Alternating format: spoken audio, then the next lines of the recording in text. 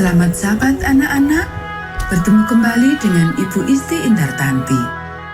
Pelajaran sekolah sahabat kita berjudul Diingatkan oleh Batu.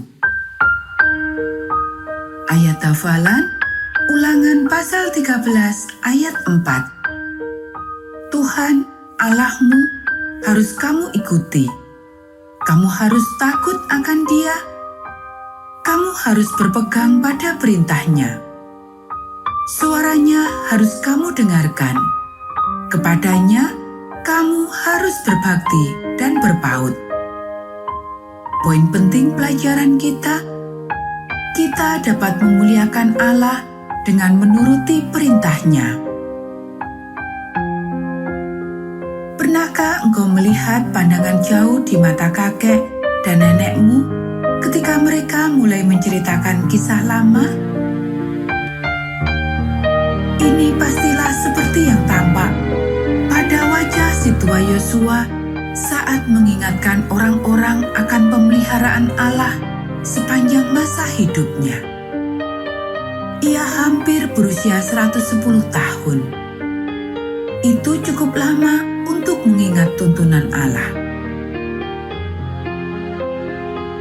Beberapa waktu yang lalu, ketika Yosua masih muda, ia dan temannya Kaleb menjadi 2 orang dari 12 pengintai yang dikirim untuk mengintai tanah Kanaan. Tanah yang dijanjikan Allah bagi umatnya. Yang ingin orang ketahui adalah, pertama, apakah tanah itu kaya dan berkelimpahan seperti kedengarannya? Apakah memang berlimpah-limpah susu dan madunya? Kita bisa baca dalam Keluaran pasal 3 ayat 8. Dan sebelum mereka mulai bermimpi, mereka ingin tahu apakah mungkin menaklukkannya. Dari 12 orang yang diutus, hanya Yosua dan Kaleb yang percaya bahwa Allah akan memberikan segala hal yang indah yang mereka lihat. Rumah-rumah, pertanian yang telah digarap, kebun anggur, ternak kambing pada mereka. 40 tahun kemudian, barulah tanah itu benar-benar diberikan oleh Allah kepada bangsa Israel karena sangat sedikit yang percaya padanya. Namun akhirnya, dengan pertolongan Tuhan, anak-anak Israel telah menaklukkan Kanaan dan sekarang tinggal di pertanian dan rumah-rumah di tanah subur itu. Alkitab mengatakan bahwa Allah telah memberikan kedamaian pada mereka. Kakek Yosua ingin anak-anak dan cucu-cucunya senantiasa hidup dalam damai dan sejahtera. Jadi sebelum ia mati, ia mengumpulkan semuanya di dekat tempat beribadat untuk mendengar kata-katanya yang terakhir. Yosua memulai dengan mengingatkan mereka apa yang Allah telah lakukan pada mereka. Mereka telah memenangkan tanah Kanaan dengan kuasa Allah, bukan oleh mereka sendiri. Allah telah menuntun mereka sepanjang perjalanan. Yosua memperingatkan mereka untuk tidak bersahabat dengan para penyembah berhala di negara tetangga. Nasihat terbaik adalah menjauh dari mereka.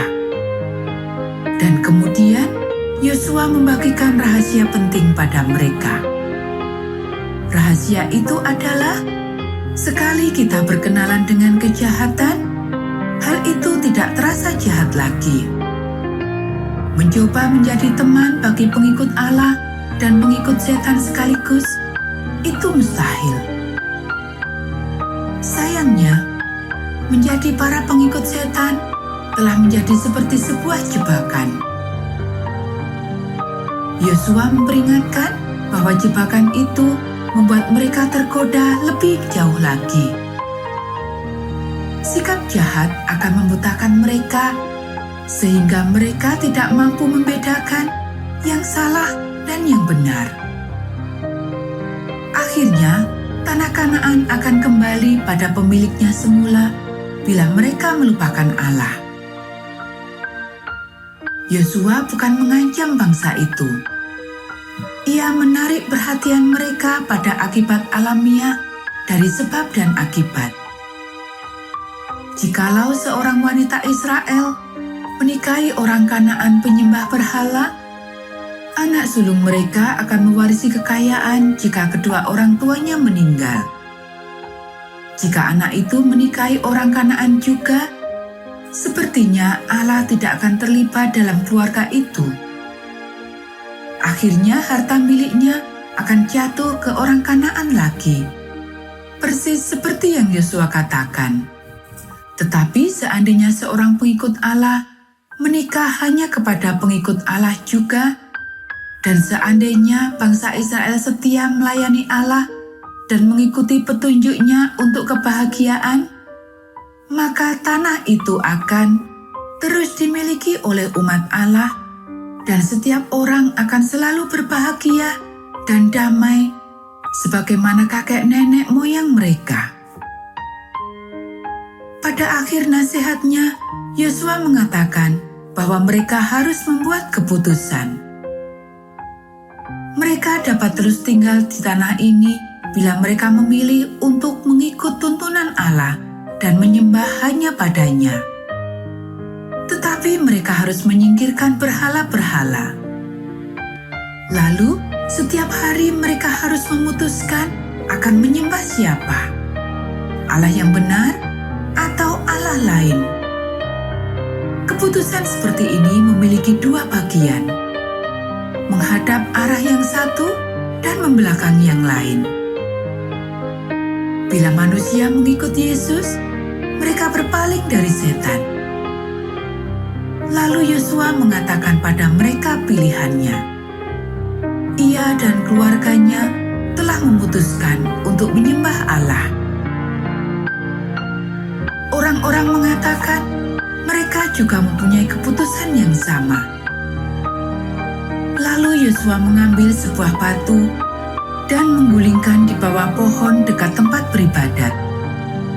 Ia berkata, "Sebab itu, batu ini akan menjadi saksi terhadap kamu, supaya kamu jangan menyangkal Allahmu." Bisa kita baca dalam Yosua pasal 24 ayat 27. Yosua meninggal tak lama sesudahnya, pada usia 110 tahun. Namun bila orang-orang itu mempunyai pertimbangan lain tentang keputusan mereka, yang harus mereka lakukan adalah pergi ke tempat peribadatan itu dan menyentuh batu itu. Sebuah peringatan akan keputusan mereka untuk hidup berbahagia dan damai dengan menyembah Tuhan.